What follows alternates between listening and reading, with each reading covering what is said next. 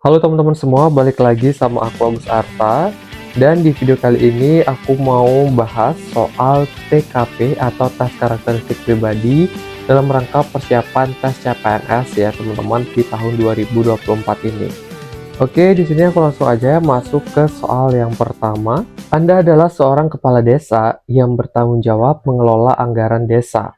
Bagaimana Anda akan memastikan transparansi dan akuntabilitas dalam pengelolaan dana desa? Oke, berarti yang jadi masalah ini adalah gimana cara kalian gitu ya sebagai kepala desa supaya dalam pengelolaan anggaran itu transparan dan akuntabilitas gitu. A. Menerapkan sistem pencatatan keuangan yang terstruktur dan terdokumentasi. B. Melibatkan warga dalam proses perencanaan dan alokasi anggaran. C. Mengadakan pertemuan publik untuk menyampaikan laporan keuangan secara berkala. D. Memastikan setiap pengeluaran didasarkan pada kebutuhan mendesak. Ini menurut aku udah bukan ya jawaban dengan poin tertinggi, karena ya masa pengeluaran itu harus untuk kebutuhan yang mendesak, itu kan nggak selalu seperti itu gitu loh teman-teman. E. Mendorong partisipasi aktif dari warga dalam pengawasan penggunaan dana desa. Oke, dari beberapa opsi yang tersisa nih teman-teman ya, yang mana sih opsi itu bisa memenuhi transparan dan akuntabilitas itu ya.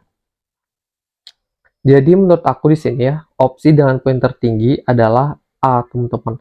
Dengan menerapkan sistem pencatatan keuangan yang terstruktur dan terdokumentasi. Karena dengan pencatatan yang terstruktur, itu kan artinya bisa dipertanggungjawabkan ya, teman-teman, akuntabel gitu. Sedangkan terdokumentasikan itu berarti secara transparan ya, nanti ketika ada masalah atau apa gitu ya, dan itu ada buktinya karena semuanya terdokumentasikan. Seperti itu teman-teman. Lalu untuk opsi yang lain sebenarnya nggak salah teman-teman, tapi aku lihat beberapa opsi yang tersisa itu lebih ke salah satunya. Belum bisa memenuhi sesuai yang diminta di soal gitu teman-teman. Oke, mungkin aku next aja ke soal yang berikutnya. Anda mendapat laporan dari masyarakat di lingkungan tempat tinggal Anda bahwa salah seorang warga sudah tidak terlihat beberapa minggu, sehingga membuat keluarga warga yang hilang tersebut panik untuk menemukannya. Sikap Anda adalah, jadi gimana nih respon kalian ya kalau mengetahui ada salah satu warga yang udah lama nggak kelihatan gitu. A. Memposting hal tersebut di media sosial untuk membantu menyebarkan berita kehilangan itu. B. Meminta pihak keluarga mencari dengan tenang untuk menghindari hal-hal yang tidak diinginkan lainnya. C. Membantu mencari dan membuat pengumuman kehilangan salah seorang warga. D. Mempercayakan penanganan kasus tersebut kepada warga dan pihak berwajib. E. Mengingatkan setiap warga untuk menjaga anggota keluarga agar kejadian serupa tidak terjadi lagi. Oke, untuk soal yang seperti ini sebenarnya cukup sering juga ya muncul di beberapa soal-soal tryout ataupun soal saat tes nanti. Ketika kita dihadapkan oleh situasi yang dimana kita itu tahu itu adalah suatu masalah, tindakan awal apa nih yang kita lakukan? Nah, biasanya teman-teman ya, untuk opsi yang poinnya tinggi itu adalah kalian langsung menunjukkan ya sikap untuk membantu gitu, untuk menolong dari diri kalian dulu gitu, barulah bisa untuk mengajak warga gitu ya, melibatkan aparat terkait seperti itu. Sehingga opsi D ini bisa dibilang kurang tepat ya ketika dibandingkan dengan opsi yang lain. Kita tidak salah memang ya untuk memberikan kepercayaan kepada pihak yang berwajib, karena itu ya tugas mereka gitu kan. Tapi kita sebagai warga yang tahu, apakah kita langsung begitu aja memberikan kepercayaan? Nah, itu kan tidak seperti itu teman-teman, tapi kita juga harus melakukan tindakan langsung dari kita, action nyata dari kita, seperti itu. Lalu opsi yang E juga aku mau eliminasi karena ya kalau situasi seperti ini mengingatkan itu kurang efektif teman-teman ya, karena ya mengingatkan mungkin nanti ya ketika masalahnya sudah selesai ya mungkin bisa, tapi ini kan masalahnya sedang terjadi, seperti itu ya. Lalu opsi yang B juga menurut aku bisa kita eliminasi ya dibandingkan dengan opsi yang lain tersisa gitu ya.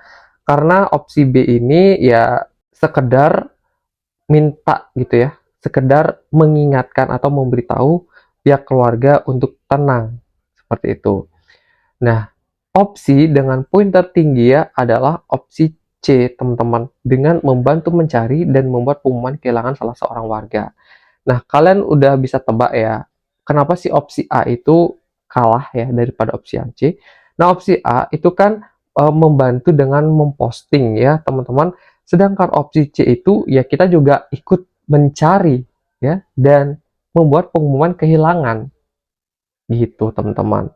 Oke, semoga di sini kalian paham. Di sini aku next aja ke soal yang berikutnya.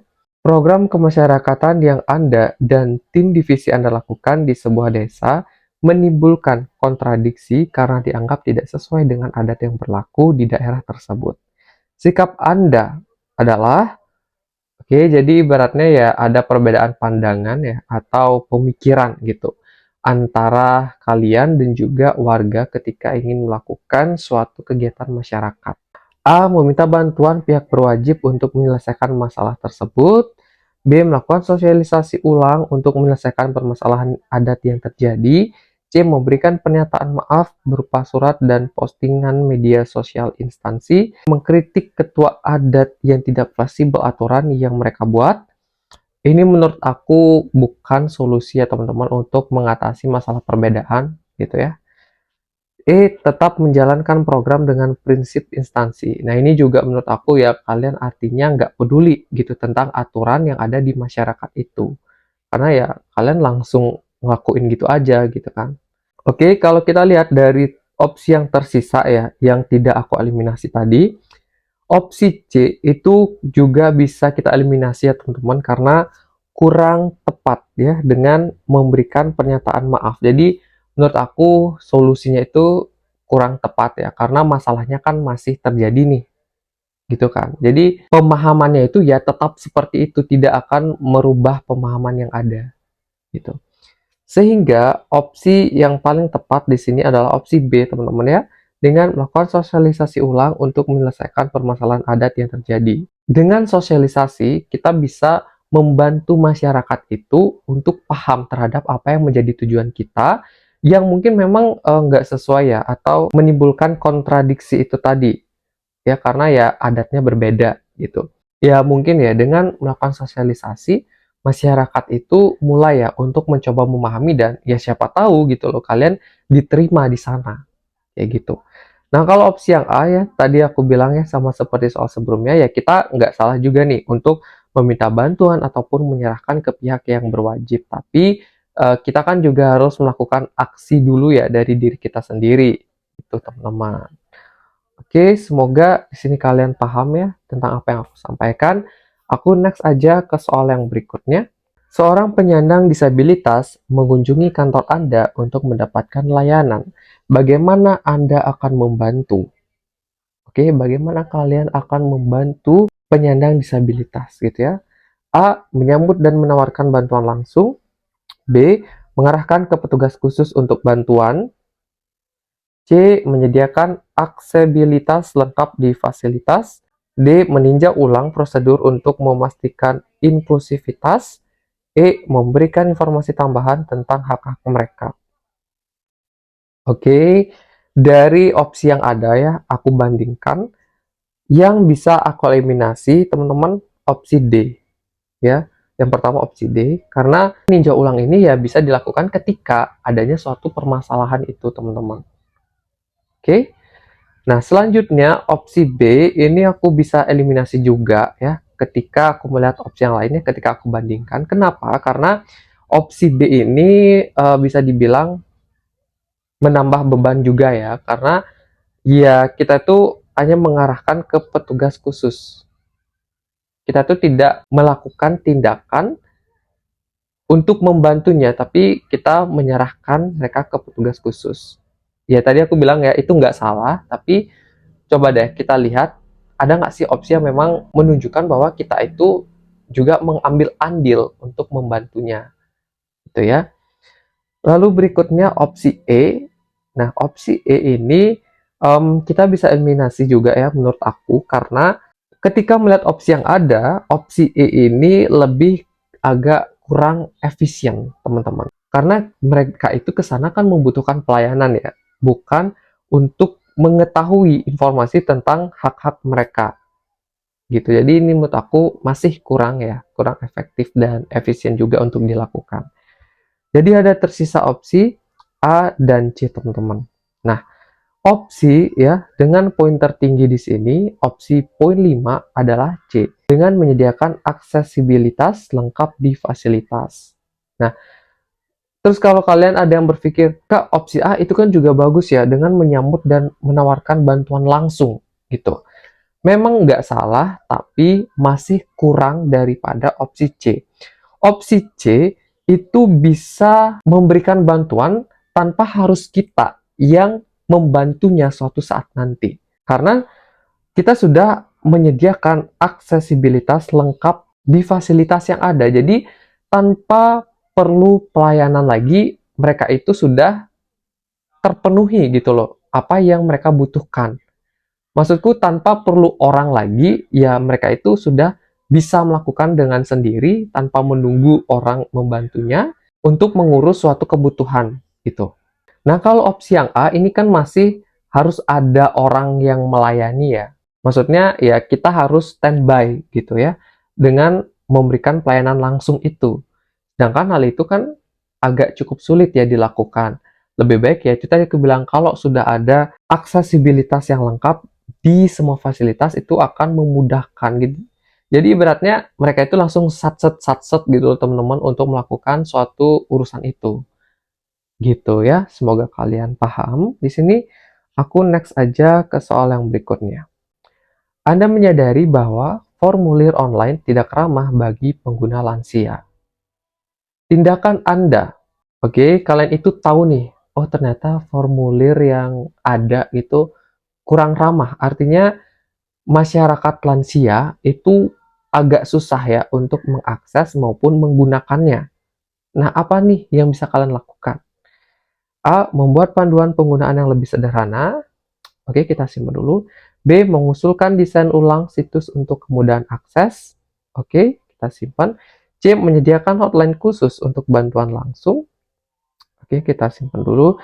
D. Mengadakan sesi pelatihan penggunaan teknologi untuk lansia. E. Menambahkan fitur suara untuk navigasi situasi. Oke, ini cukup menarik ya teman-teman. Nah, untuk opsinya ini kan semuanya ya berbasis ke solusi ya untuk mengatasi masalah. Cuman kita coba deh lihat dulu ya. Masalahnya itu apa? Kalian itu sadar kalau formulirnya itu tidak ramah untuk lansia. Otomatis yang harus kalian perbaiki atau rubah apanya teman-teman? Formulirnya kan?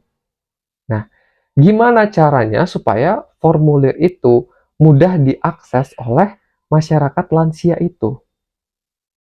Oke, jadi kita fokus ke merubah formulir. Kayak gitu, teman-teman. Nah, dari situ aja kalian udah bisa nih lihat opsi yang kita eliminasi.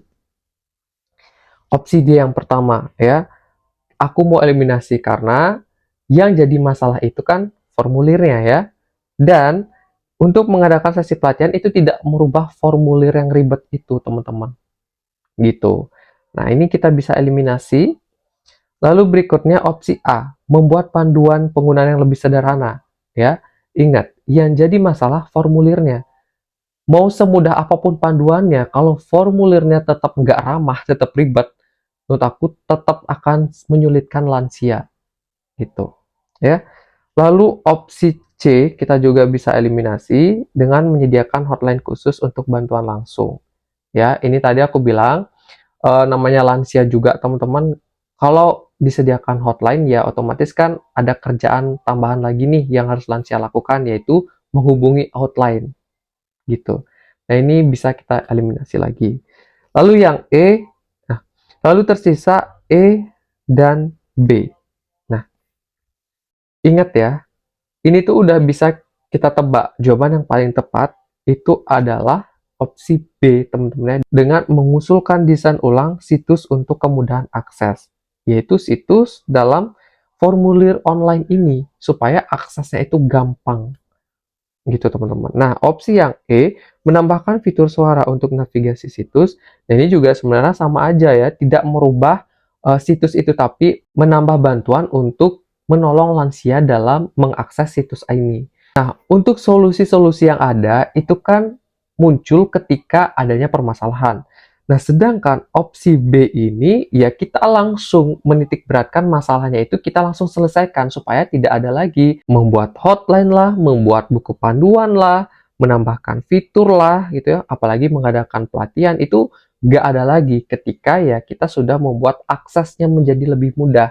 Dengan akses yang mudah ya, tanpa embel-embel yang tadi aku sampaikan, ya lansia pun bisa gitu untuk mengaksesnya sendiri.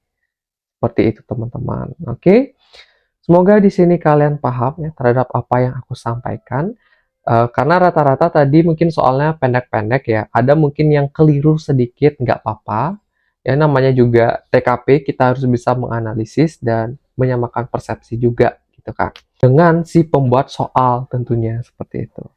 Dan di sini aku juga mau kasih kalian satu soal tambahan, coba kalian jawab kira-kira opsi mana dengan jawaban yang paling tepat. Jawaban kalian bisa taruh aja di kolom komentar yang ada di video ini ya teman-teman. Dan kalau bisa sertakan alasannya juga, supaya aku tuh paham sudut pandang kalian itu dalam menjawab soalnya gimana. Dan mungkin pembaca-pembaca lain yang baca komentar kalian juga, siapa tahu ya memiliki sudut pandang yang sama juga, seperti itu. Atau mungkin berbeda juga nggak apa-apa, supaya menambah informasi atau pengetahuan baru tentang sudut pandang dalam menjawab soal TKP ini. Oke, mungkin sekian ya teman-teman video pembelajaran kita kali ini. Terima kasih dan sampai ketemu di video berikutnya.